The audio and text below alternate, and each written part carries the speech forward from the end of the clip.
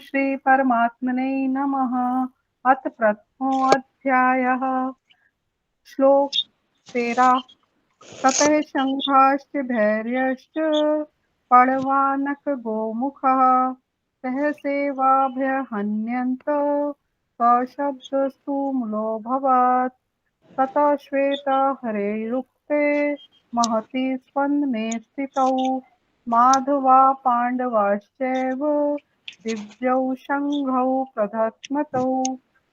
इसमें ततः शंखाश्च भैर्याश्च ये वाले श्लोक का अर्थ ये है कि यहाँ पे शंख और नगाड़े, यहाँ पे शंख, नगाड़े, बिगुल, तुरही तथा सींग सहसा एक साथ बज उठते हैं। जब युद्ध की घोषणा होती है तो उस समय पहले ये होता था कि शंख, नगाड़े वगैरह सब बजने लगते थे। तो और सब जगह एक साथ ही कोलाहल पूर्ण हो गया, मतलब बहुत शोर होने लगा जब सबके सब शंख और नगाड़े बजने शुरू हुए। इसके पश्चात श्वेत घोड़ों द्वारा खींचे जाने वाले विशाल रथ पर, जो कृष्ण जी का रथ था, वो श्वेत घोड़े खींच रहे थे। उस रथ पर श्री कृष्ण और अर्जुन ने अपने दिव्य शंख बजाए। अब यहाँ पे हमने पहले भी बताया है कि जो श्री कृष्ण के शंख का नाम था वो था पांचजन्य शंख, जो कि बहुत ही अद्भुत होता था और उसकी जो ध्वनि थी वो बहुत दूर तक जाती थी। और इसके बाद अर्जुन अर्जुन के शंख का नाम था देवदत्त। अर्जुन के शंख का क्या नाम था? देवदत्त। और इसको अर्जुन को ये शंख भगवान वरुण ने दिया था। और इस ये बोला जाता है कि इस शंख को धारण करने वाला कभी भी किसी युद्ध में हारता नहीं है, क्योंकि ये स्वयं भगवान के द्वारा ही प्रदत्त किया गया था। ये वाला अर्जुन के जो शंख मिला था। तो जब अर्जुन और श्री कृष्ण और उधर कौरवों की साइड से जब भीष्म पितामह ने शंख बजाया तो बहुत ही जो वातावरण था वो शंख की ध्वनि से गुंजायमान हो गया। और बहुत सबके मन में भय का भी एक वो भय भी आ गया कि अब जो है युद्ध की शुरुआत हो गई है और किसकी जीत होगी किसकी हार। ये तो दोनों पक्ष के लोग सब सोच रहे थे कि जीत तो हमारी ही होगी, क्योंकि युद्ध या जीवन का कोई भी कार्य जब कोई करता है वो इसी आशा से और उम्मीद से करता है कि जो भी वो कार्य कर रहा है वो खुद ही करेगा, खुद करेगा और उसमें सफल होगा। तो इसीलिए इसके बाद जो है जो ये बताया है कि इसमें अब जो शंख, नगाड़े, मृदंग, ढोल, बाजे सब बजने लगे, एक साथ तुरही सब बजने लगे कि इसके बाद युद्ध जो है वो शुरू हो गया। यहाँ पे जो शंख है इसका महत्व हमारे हिंदू शास्त्र में काफी है, क्योंकि शंख जो होता है बहुत अद्भुत ध्वनि होती है और उसकी जो कि बहुत अच्छी भी लगती है। और इससे बोला जाता है पॉजिटिव एनर्जी निकलती है, इसीलिए हम लोग घर के मंदिर में भी आपने देखा होगा शंख रखते हैं। और जो शंख होता है उसमें जो खुला वाला हिस्सा होता है, उसमें जो एक मोड़ के और एक वैसे खुला वाला हिस्सा होता है, आपने देखा होगा, उसको हमेशा जो अपने पूजा घर में रखना चाहिए उसको ऊपर की तरफ करके रखना चाहिए। और एक साफ कपड़े पे रखना चाहिए उसको, ऐसे नीचे जमीन में नहीं रखना चाहिए कभी भी शंख को। या तो शंख का एक स्टैंड आता है आप उस पे रखिए, नहीं तो किसी कपड़े पे, लाल कपड़े पे उसको करके रखा जाता है। क्योंकि जो शंख होता है यह भी समुद्र से निकला हुआ एक रत्न है जो कि भगवान को बहुत प्रिय है। तो इसीलिए और बोला जाता है कि जो शंख है वो लक्ष्मी जी को भी बहुत प्रिय है। तो इसीलिए हम इसकी पूजा भी करते हैं कि लक्ष्मी जी इससे प्रसन्न होती है और घर में धन धान्य और सुख शांति इससे बढ़ती है। और अब हम करेंगे जो ज्योतिर्लिंग है जो हमारे शिव जी के, ऐसा बताया जाता है कि हमारे हिंदुओं में जो है ज्योतिर्लिंग जो भगवान शिव के हैं वो 12 हैं। और हम इसे ज्योतिर्लिंग क्यों बोलते हैं, ज्योतिर्लिंग का क्या मतलब है? एक होते हैं ज्योतिर्लिंग का मतलब ये है कि जो भगवान है वो एक होता है शिवलिंग और एक है ज्योतिर्लिंग। शिवलिंग का मतलब है जब इंसान, जो हम लोग हैं, वो खुद ही उनकी स्थापना करते हैं शंकर भगवान की शिवलिंग के रूप में, तो उसको बोलते हैं शिवलिंग। बट ज्योतिर्लिंग का मतलब ये है कि भगवान स्वयं प्रकट होते हैं, भगवान एक ज्योति के स्वरूप में वहां पे आए हैं उस जगह पे, उसको बोला जाएगा ज्योतिर्लिंग। तो हमारे जो हिंदू शास्त्र हैं उसके हिसाब से हमारे यहाँ 12 ज्योतिर्लिंग हैं। आज हम कुछ कुछ ज्योतिर्लिंग के बारे में जानेंगे। हो सकता है आप लोग, काफी लोग उसमें वहां पे दर्शन भी किए होंगे। तो यहाँ पे हम कुछ कुछ ज्योतिर्लिंग के बारे में बताएंगे। जैसे एक ज्योतिर्लिंग है, सबसे पहला और सबसे पुरातन ज्योतिर्लिंग है सोमनाथ का। ये कहाँ पे है? ये गुजरात में है। गुजरात के समुद्र तट पर स्थित है। और इसकी कहानी ये है कि गुजरात में ये बोला जाता है कि एक बार जो राजा दक्ष थे, तो उनकी 27 कन्याओं का वो विवाह जो है वो चंद्रमा से कराए थे। लेकिन जो चंद्रमा है वो उनमें से केवल एक कन्या जो रोहिणी थी, उससे काफी उसी को प्यार करते थे और दूसरी कन्याओं पर ध्यान नहीं देते थे। तो उन लोगों ने राजा दक्ष से बोला कि चंद्रमा का व्यवहार इस तरीके का है। तो राजा दक्ष जो है चंद्रमा के पास गए और उन्होंने बोला कि आपको समान तरीके से अपनी सब पत्नियों को समय देना चाहिए। लेकिन चंद्रमा ने उनकी बात नहीं सुनी। इसके बाद राजा दक्ष क्रोधित हो गए और उन्होंने उनको श्राप दे दिया कि आपको क्षय रोग हो जाए। मतलब जो उनकी शक्ति थी वो जो है वो चली जाती है और वो कांतिहीन हो जाते हैं। कांतिहीन का मतलब होता है कि अब जैसे चंद्रमा के होने पर कैसे एक उजाला रहता है, तो वो उजाला नहीं रहता है, उनका क्षय रोग हो जाता है।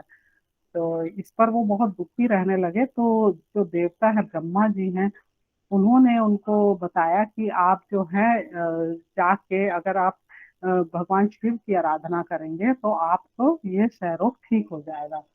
तो चंद्रमा जो है उन्होंने भगवान शिव की, यही गुजरात में इधर जहाँ पे ये बताया जाता है, वहीं पे ही उन्होंने उनकी आराधना की थी। बहुत कड़ी तपस्या की थी उन्होंने 6 महीने तक। तो भगवान शंकर जो है बहुत प्रसन्न हुए और उन्होंने ये बोला कि आपका जो ये क्षय रोग है वह शुक्ल पक्ष और जो कृष्ण पक्ष है उसके हिसाब से बढ़ता जाएगा। पहले ये कुछ टाइम में घटेगा, उसके बाद वो बढ़ जाएगा। तो इसके बाद जो है वो श्राप से मुक्त हो जाते हैं। लेकिन जब वहां पे वो भगवान शंकर आते हैं चंद्रमा के पास, तो वहां पे और ऋषिगण और देवता लोग भी आ जाते हैं और वो लोग बोलते हैं कि आप जो है भगवान, जब आप यहाँ पे प्रकट हुए हैं तो अब आप यहीं पे स्थित हो जाइए। तो भगवान शंकर बोलते हैं अच्छा। तो भगवान शंकर जो है वो वहीं पे शिवलिंग के रूप में वहीं पे रह गए थे। तो ये हमारा एक बहुत पुरातन ज्योतिर्लिंग है और ये मान्यता है कि अगर हमें किसी रोग से पीड़ित हैं, अगर कोई रोग से पीड़ित है और वो वहां पे जाके अपनी मन्नत मांगता है तो वह पूरी होती है। और दूसरा शिवलिंग है मल्लिका अर्जुन शिवलिंग। मल्लिका अर्जुन का मतलब होता है कि मल्लिका बोला जाता है, ये पार्वती जी का नाम है और जो अर्जुन है वो शिव जी का एक नाम है। तो मतलब शिव और पार्वती दोनों ही इस जगह पे आए थे। और यहाँ पे जो सती हैं, माँ सती, जो उनके अंग के अवशेष भी मिले थे। तो यहाँ पे ये जो है वो एक शक्तिपीठ भी है और ज्योतिर्लिंग भी है। और ये मतलब ये दक्षिण के कैलाश नाम से विख्यात शैल नाम के पर्वत पर स्थित है। जो ये मल्लिका अर्जुन है यहाँ पे। इसकी कहानी ये है कि एक बार भगवान गणेश और कार्तिकेय, जो कि दोनों भाई थे, उन दोनों में आपस में झगड़ा हुआ कि किसका विवाह पहले होगा। तो जो माता पिता है, उन्होंने ये निर्णय किया कि जो भी पृथ्वी के 3 चक्कर काट लेगा उसी का विवाह पहले कर लिया जाएगा। तो कार्तिक भगवान जो है वो अपने मोर पे सवार होके चले गए, उड़ गए परिक्रमा करने के। लेकिन अब गणेश जी वह तो है भारी भरकम, अब और उनकी सवारी थी चूहा। तो उन्होंने, ये बोला जाता है कि गणेश जी की बुद्धि तो बहुत थी। तो उन्होंने बोला कि अगर मैं चक्कर लगाने जाऊंगा तो काफी टाइम लगेगा। तो इसके लिए उन्होंने एक बहुत अच्छा उपाय निकाला। उन्होंने माँ पार्वती और शंकर जी को बोला कि आप एक साथ आके बैठिए, और उन्होंने उनके ही आसपास चक्कर काट लिए। तो इस पर जो भगवान शंकर है वो बहुत प्रसन्न भी हुए। उन्होंने कहा कि हाँ, माता पिता ही जो है वो पूरी ब्रह्मांड जो है वो माता पिता में ही होता है। तो वो प्रसन्न हुए और उन्होंने उनका विवाह पहले कर दिया रिद्धि सिद्धि के साथ। तो अब जब तक कार्तिकेय आए हैं तो उन्होंने ये सब देखा तो वो बहुत ज्यादा क्रोधित हो गए। लेकिन उन्होंने उस समय अपने माता पिता के चरण छुए और वो वहां से क्रोध अवस्था में ही चले गए और क्रोंच पर्वत पर चले गए थे। तो अब जब वो वहां चले गए तो माता पार्वती बहुत दुखी हुई, और उन्होंने शंकर जी को बोला कि हम लोग हैं उसको जो कार्तिक है उसके पास जाएंगे। तो वो माता पार्वती और शंकर जी वहां गए। तो लेकिन तब तक जो है जो कार्तिक भगवान थे वो वहां से थोड़ी दूर और एक शैल पर्वत था वहां पे चले गए थे। लेकिन माता पार्वती और शंकर जी के वहां पे जाने से ऋषि मुनियों ने बोला कि आप यहाँ पे आए हैं तो यहाँ पे आप अब रहिए। तो माता पार्वती और शंकर भगवान वहां पे ज्योतिर्लिंग के रूप में, जो शंकर भगवान है वो ज्योतिर्लिंग के रूप में वहां पे स्थित हो गए। और ये बोला जाता है कि अगर हमें अपने संतान की तरफ से कोई भी परेशानी होती है तो शंकर भगवान की कृपा से वहां पे जाने से ठीक हो जाती है। अब एक तीसरा ज्योतिर्लिंग है महाकालेश्वर ज्योतिर्लिंग। यह उज्जैन नगरी में है, जो कि मध्य प्रदेश में पड़ता है। यह अवंती नगरी में पहले बोला जाता था। जो उज्जैन नगरी है उसको पहले अवंती नगरी बोला जाता था। और ये बोला जाता है कि वहां पे एक ब्राह्मण रहते थे जिनका नाम था वेद प्रिय, और उनके 4 पुत्र थे। वहां पे एक दूषण नाम का जो है राक्षस था, जिसको ब्रह्मा जी को प्रसन्न करके उनसे ताकत ली थी।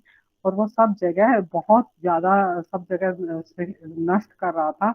तो वो वहां पे भी आया, तो वहां पे उसने देखा कि वेद प्रिय और उनके जो पुत्र हैं वो जो है वो भगवान शिव का जो पार्थिव लिंग होता है वो रोज बनाते थे।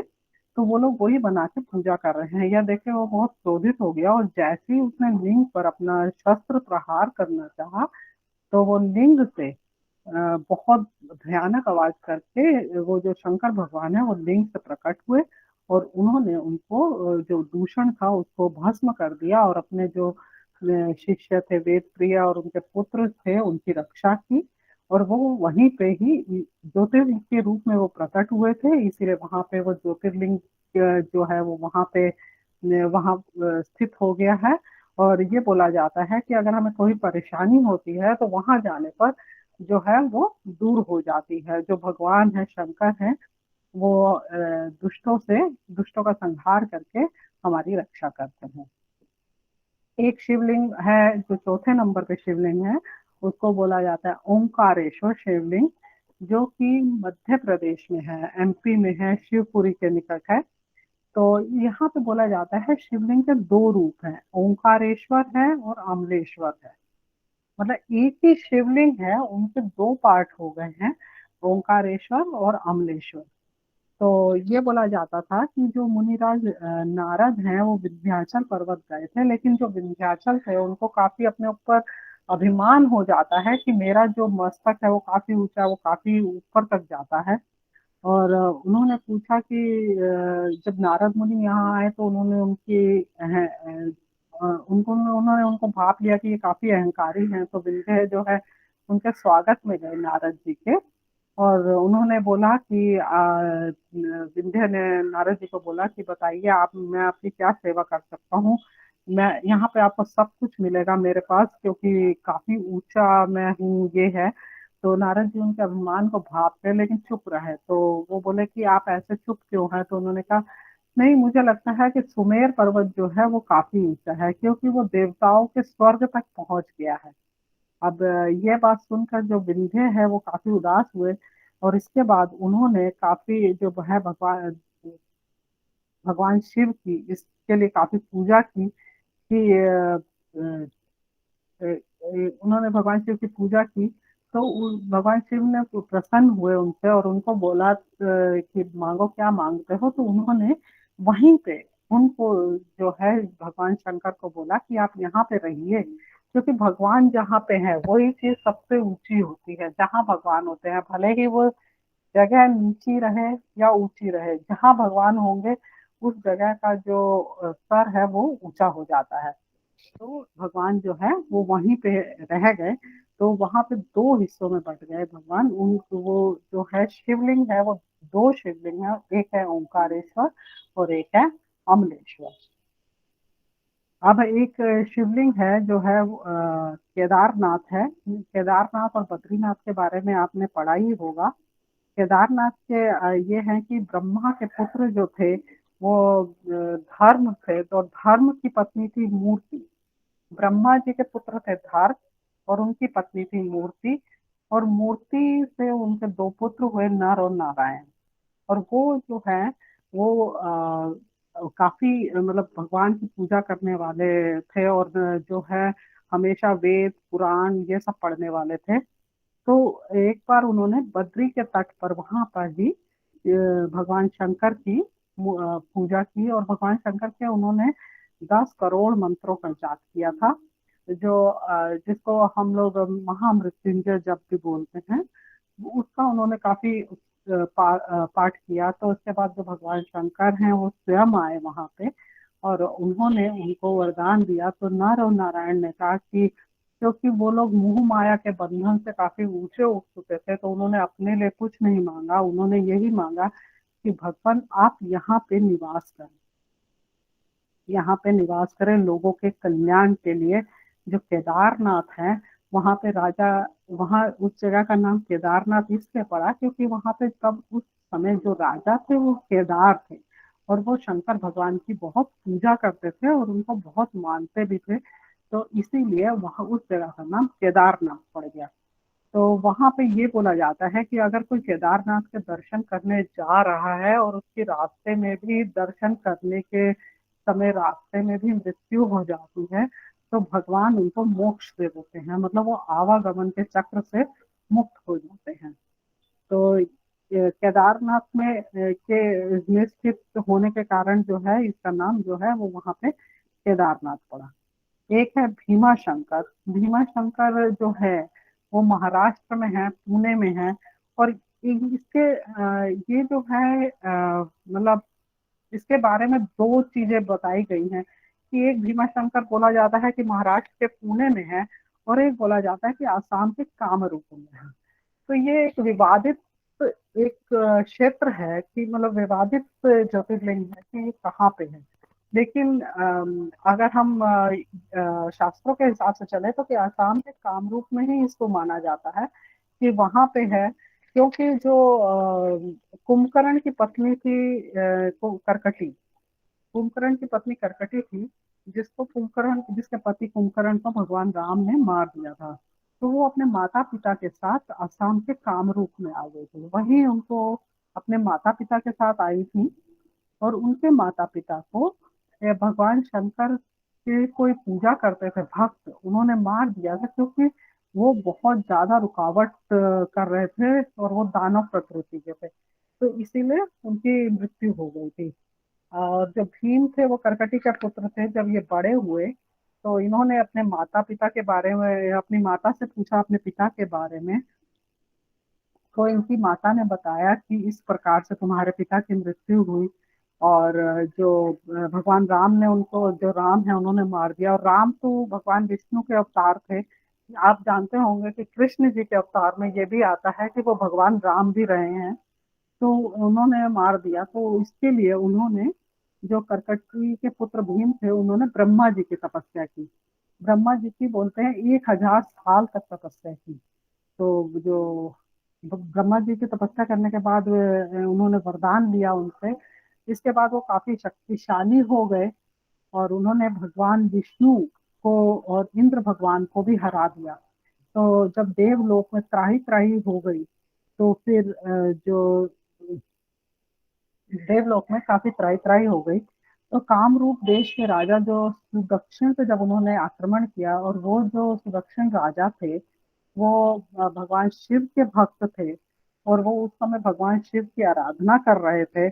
उस पे जब वो हमला करने गए तो शिवलिंग से स्वयं भगवान प्रकट होके उन भीम का संहार किया। क्योंकि यहाँ पे शंकर भगवान ने भीम का संहार किया था, तो इसी नाम से ये भीमा शंकर इस जगह का नाम पड़ गया।